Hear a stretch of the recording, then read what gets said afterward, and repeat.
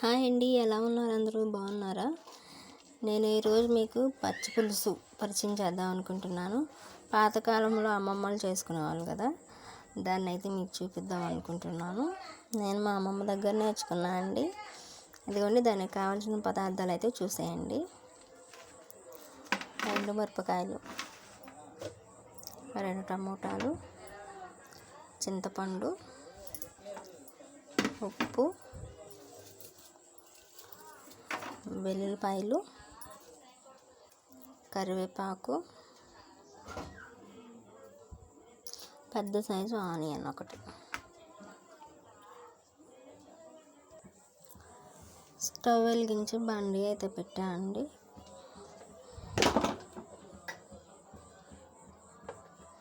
ఒక spoon oil వేసుకొని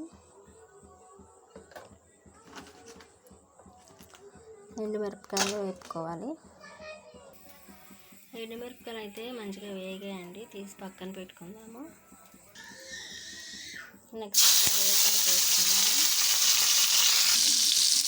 టమాటాలు ముక్కలుగా కట్ చేసి వేసుకోవాలండి.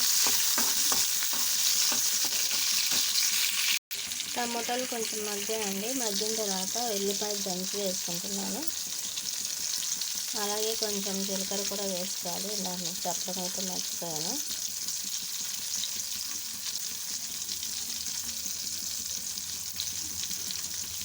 వీటిని కొంచెం వేగనివ్వాలి. దీనిలో చింతపండు, నిమ్మకాయ సైజంతో చింతపండు కూడా వేసుకొని కొంచెం వేసుకోవాలి.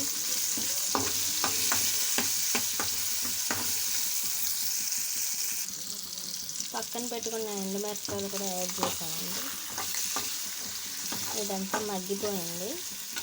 దీనిలోకి ఇప్పుడు రాళ్ళు ఉప్పు యాడ్ చేసుకోవాలి, సరిపడినంత చూసుకొని. ఒకసారి ఇలా తిప్పేసుకొని ఇదంతా మగ్గిపోయిందండి.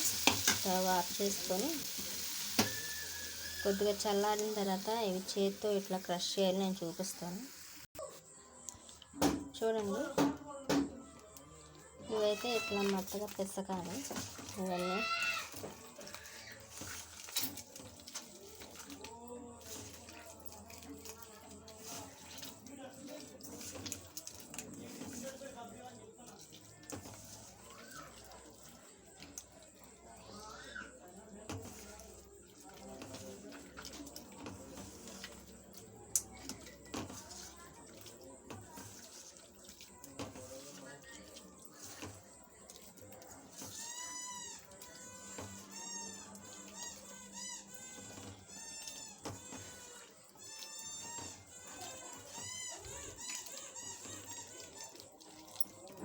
ఇలా మెత్తగా అయితే పిసికిన తర్వాత దీనికి 1/2 లీటర్ వాటర్ అయితే యాడ్ చేసుకున్నామండి.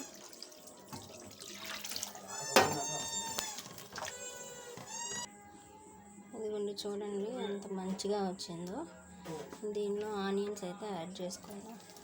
ఇట్లా గట్టిగా పిసికి వేసుకోవాలండి.